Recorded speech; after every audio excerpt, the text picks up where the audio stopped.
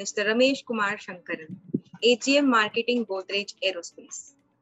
Mr. Shankaran has been associated with Godrej and Boys since April 2008 and is responsible for achieving the strategic objectives of new customer development, sales management, outstanding management, system compliance, and marketing department for Godrej Aerospace.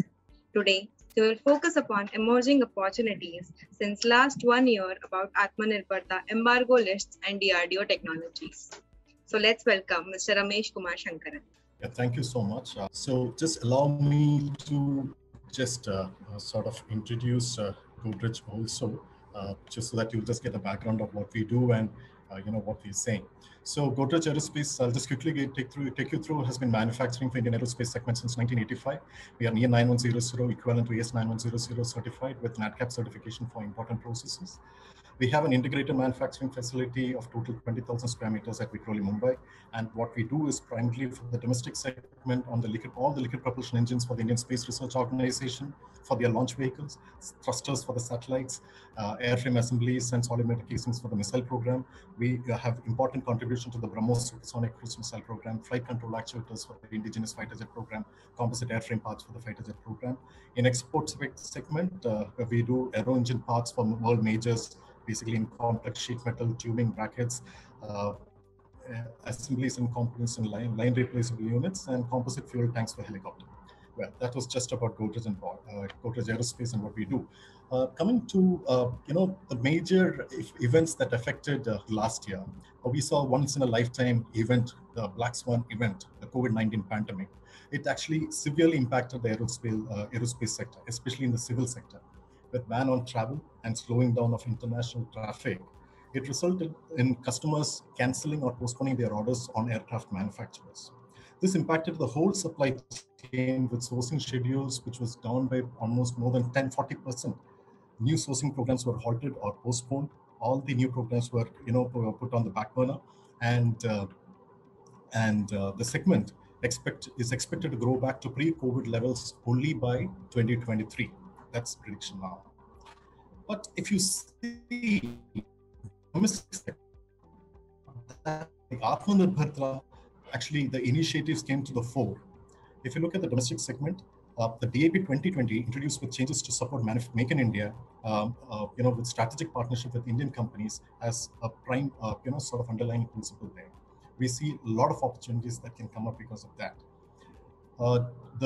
The Defense Production and Export Promotion Policy of 2020 it's a guideline document which is aimed at giving a thrust to the domestic manufacturing and for defense and make India a manufacturing hub with a focus to achieve defense manufacturing turnover of 25 billion USD exports of 5 billion USD by 2025, investments worth 10 billion.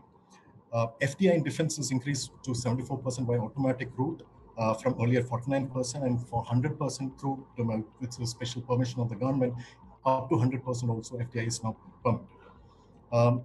The first and second positive list of 101 and 108 items with the embargo to import progressively over a period of time. That's one of the most important things. So what you see is a lot of these programs which are in the development stage or actually in the stages where it is going to be, the orders can be placed, the production is done or the development is done, production orders can be placed. And since there is a ban on import of these items, the private sector or the manufacturing companies can be sure of actually getting those opportunities in future. DRDO announced 108 items for development with private industry. So these 108 technologies can be developed by the private industry. There are multiple avenues over there. You all probably would have heard of the Make 1, Make 2, Make 3 route under the DAP. So you also have the TDF route. Some of these programs have come under the TDF route also, where the government is going to fund the particular program. Even in Make 1, government is going to fund. In TDF also up to 90% the government can fund the development programs. And especially for MSMEs and the small companies, this is a big support if they want to develop these technologies. LCA ordered on HAL for 83 jets. So that's a big, one of the biggest, procurement programs that's been finalized with a lot of opportunities for the private industry. And this is going to go on for, a long period of time. So that's one of the most important developments over the last year. We've been hearing of this particular order coming for a long time. So now I think now it's the time for the, opportunity to be taken advantage of. DCPP models for the projects, that's again promoted by in the projects that we have seen. So that also gives opportunity to the private industries. Now, if you look at, so I talked about defense. Now, what happened to space? Space also saw a lot of, announcements last year. So, unlocking of India's space potential, the government of India initiated to promote Indian private industry to participate in the space activities, make India a manufacturing hub for space activities. So that's one of the most important, announcements that's come. If you know that actually space has always, Indian Space Research Organization has always promoted manufacturing in the private industry. But here, what's different is now they want the private industry to also participate with them in developing new technologies, new applications, new other areas to participate. So now private industry can participate right from manufacturing the launch vehicles to satellites, launch the satellites from ISRO launch sites. ISRO is willing to offer their facilities for the development, for the function. Provide satellite services. That's another opportunity. So you see a lot of startups which have come up. Many startups are participating in this area, making mini satellites, micro satellites for variety of applications, for land applications, etc.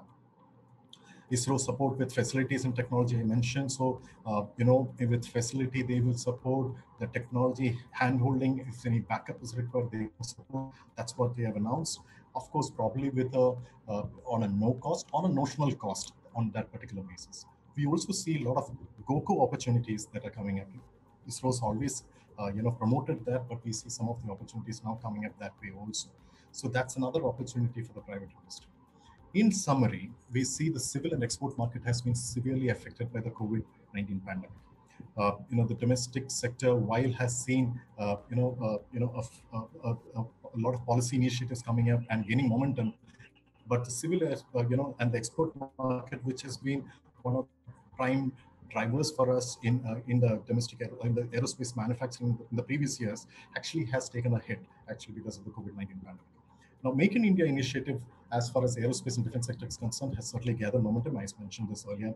We also see that the sector has witnessed a lot of policy introductions aimed at improving the opportunities and making India a manufacturing hub.